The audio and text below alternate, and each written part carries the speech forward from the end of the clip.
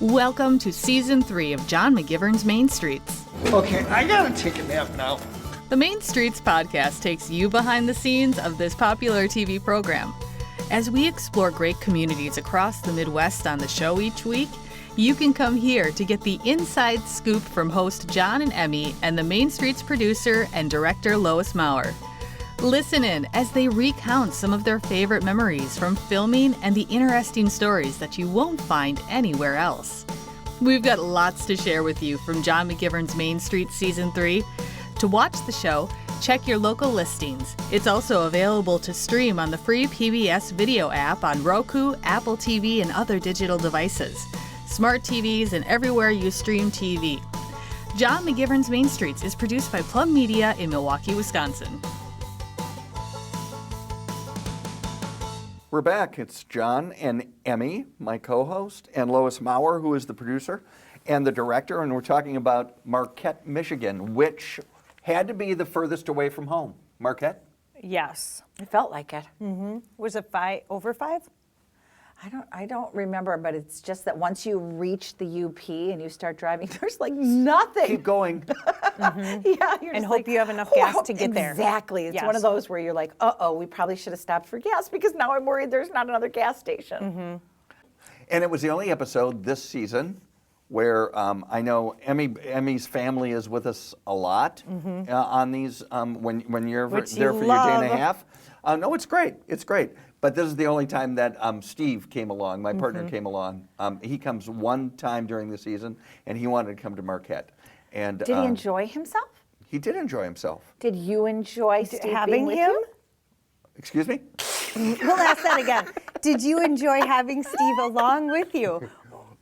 Or did he maybe mess up your routine? My routine. Because he's like, oh, let's go. I'm like, I'm not going anywhere. Right. You go. So he went out to dinner with you guys. Yeah, we loved having Steve along. He was like a. Yeah, he was great. We love Steve. We do. We Well, love like I don't.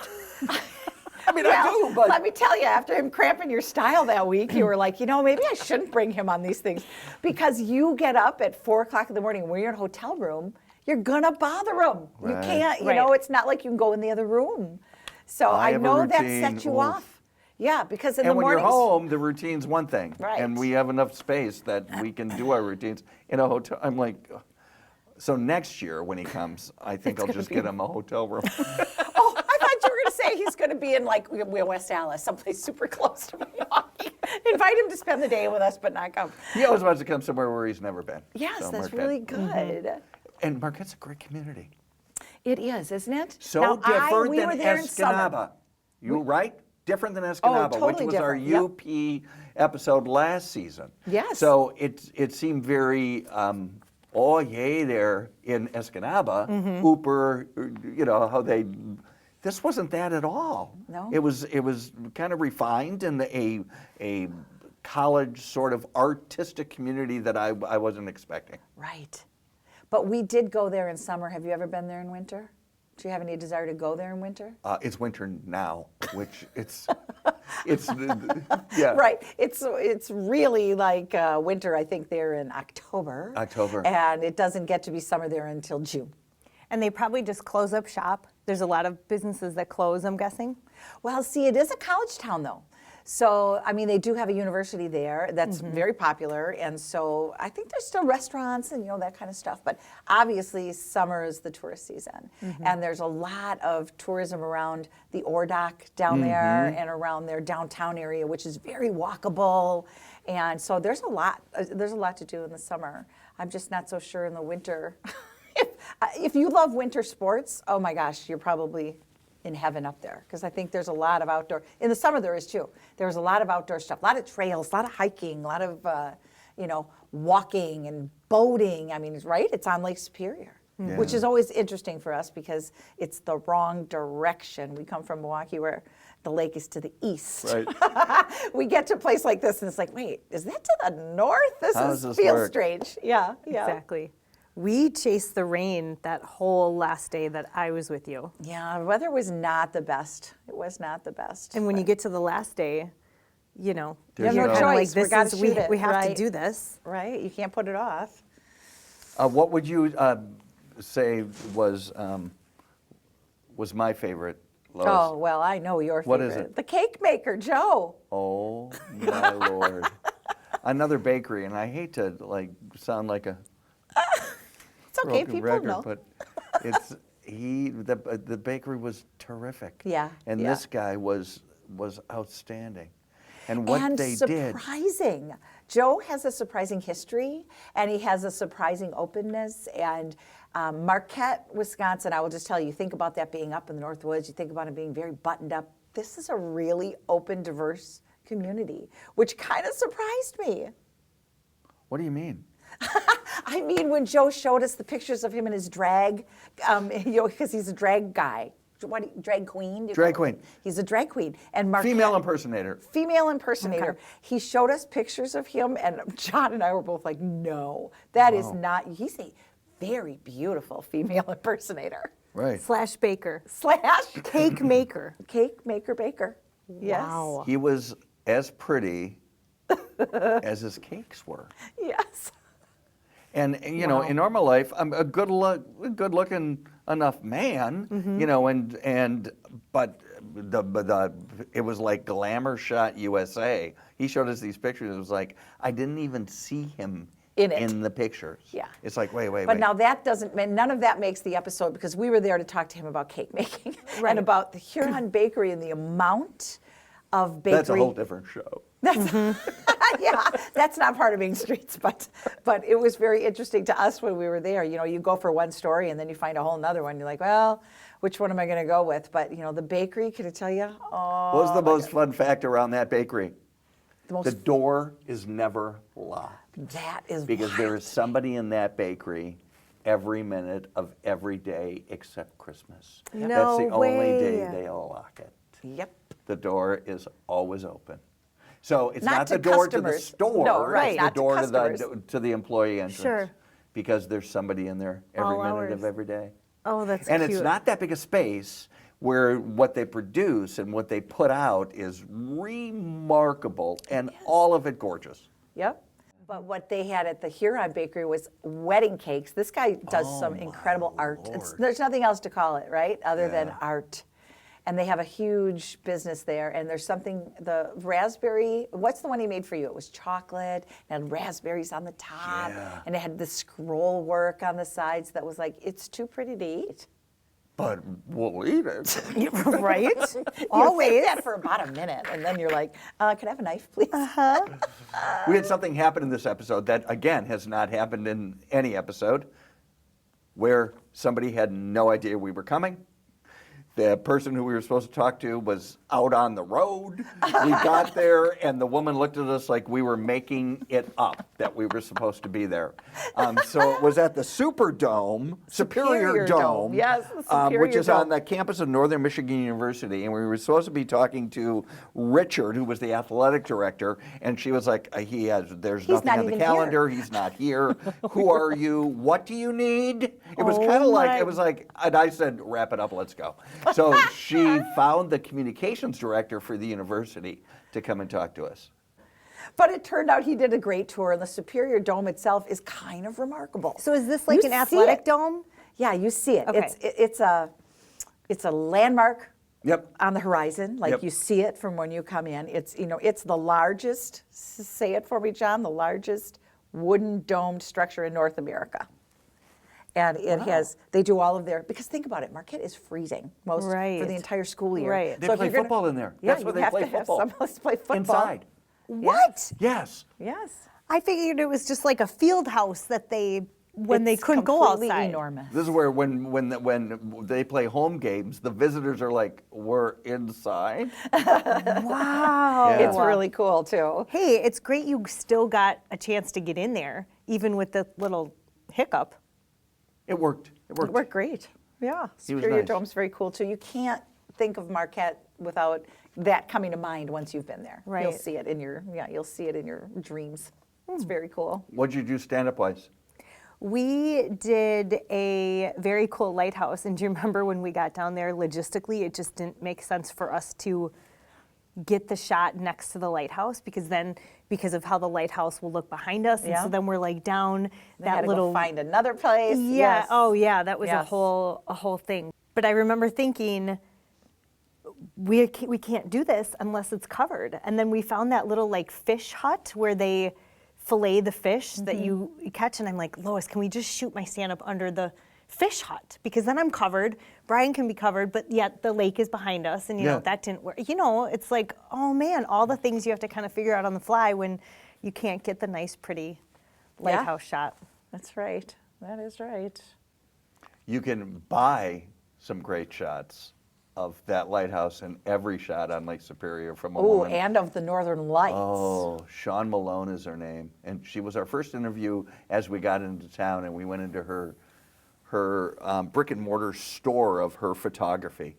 And she sure has a lot to choose from, and it's really brilliant stuff that she... Have you ever seen the Northern Lights in person for real? Yes. And you have too, Emmy? Yes. Gosh, I am the most unlucky person in the world. I'm old and I've not seen them.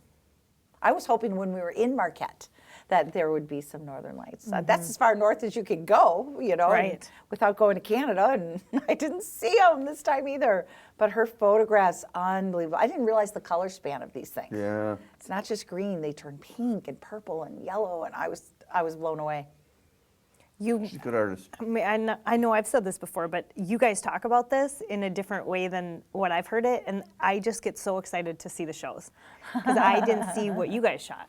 So Right, because you come later in the week. So we've been there for a couple of days, and then you come and pick up your stuff, and yeah, everybody has a little different experience with it. You know, I've got a whole day ahead of you guys for Brian and I just to explore. Right. And that's a really different experience than talking to people. You know what I mean? We're right, you're on your own time. Yeah, we'll go into Quick Trip and ask directions. Wow. Hey, where should we shoot? You know, where's the quintessential photograph that everybody takes of this town?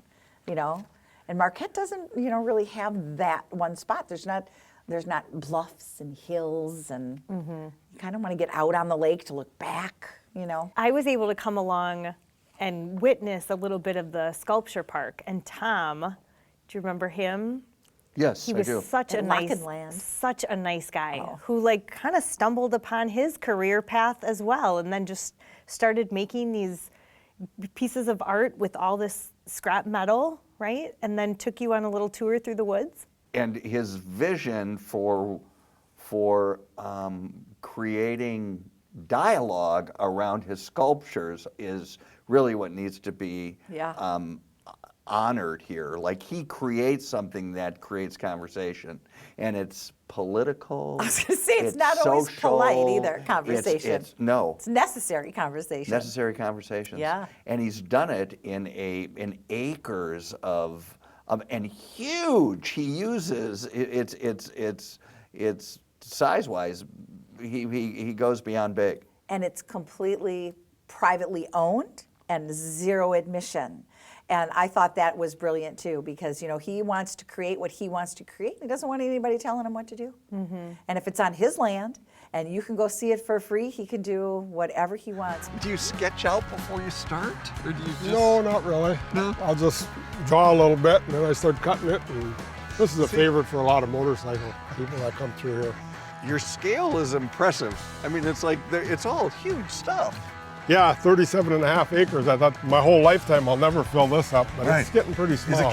And how many pieces on here? There's, I think, a little over 100 now. A little over 100. This is a hobby gone completely awry.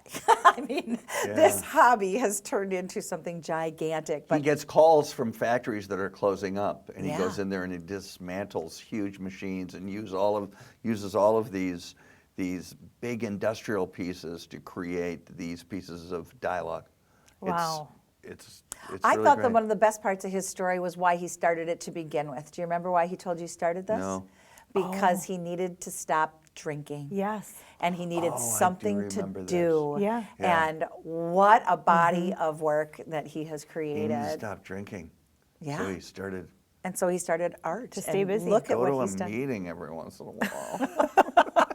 Well, obviously, look what you can do with your time. You can make a lot of things. And I just, his woodworking skills, that pavilion that he had, it was just kind of crazy. And he has concerts there, and people camp on his land, and he's like, it's all fine. I know, he's like, I'll show up. There'll be a few tents. I didn't know they were coming. I mean, he just whatever, willy-nilly. Yeah. He That said, was oh, really yeah, my neat. wife really thinks I should, sell some T-shirts or, charge So admission. she has a little She's t-shirt got a little, shop. yeah. He's like, I don't care. You don't have to buy the T-shirt. Just come. You can just tell he's just doing it for the love of doing it. Yeah. Yeah. And we could not be in Marquette without visiting, which if it wasn't really in Marquette, but it's really all about mining there. So we went to a place called the Cliff Shaft Mine Museum, which was a little bit out of town, but it was, I think we had to do it because that's really the history of that area. And you can tell that history, it's ore, right? It's iron ore, Yep. because when you hit Marquette, you'll see these big giant ore docks.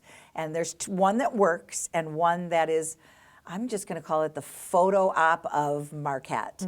And that ore dock, the size of those things is incredible. Yeah. So you're downtown and you see the one that's like the picture, you kind of don't get it. Like when you first look at it, if you don't know the ore mining and how it works and like how this, because there's no train going to that one anymore. Right. But you have to drive a little ways. And then there's a working ore dock. And I can tell you, Lance Miller, who produced this episode, tried so hard to get us into the ore manufacturing company that still operates the ore dock. And Lance tried everything he could not get us in there. But you can get right up close to it. And so we shot them loading trains with this ore. It looks like something out of 1920. It is absolutely amazing to see it still work. And the fact that it still exists, I kind of don't understand it. It seems so primitive, and it still makes this country have iron. Yeah. Isn't it amazing? And they have a mining museum that you can go and look Right. at the history of all of it. And when you go down in that mining museum, you can think about what it was like to be a miner. And Lord, it makes you say, I am so glad I'm a television producer. Right. Because I could never have done Right. it. I couldn't do it. So Marquette, Michigan, it's in the UP. It's as far away from Milwaukee as we went this season. But once everybody watches this episode, they will take a visit, I believe. Don't you? Absolutely. And if you go there, go on Friday to the Veerling Brewery and Restaurant because Yeah. we had a great meal there. Remember, it was the Get first time some I fish had cheeks. Yes. Fish bites. Fish bites. They're like, instead of cheese curds, they're like fish curds. But Remember? they're fish kind of- cheeks. That's what they call them, don't they? They do? I I didn't think you're remember right. that. I think he's right. And they Wow. just bring over the tartar for you to dip, and you don't need a fork. I mean, Right. talk about stuff. It was just. I love that we so ended good. this podcast with food. I know. Always. We would like to give a big shout out to Lee Pizzo from Slinger, Wisconsin, for following Lee, along. he's been following the show. He followed us and around the corner Lee. as well. Absolutely. Thanks, Lee. Thanks for still sticking with us, Lee. Maybe go to Marquette because it is a wonderful community. Go, Lee, go. Want to wear something that's going to support your favorite show? Shop at Main Street Store. Proceeds go to help us get next season into production, so come on, go shopping at mainstreets.tv.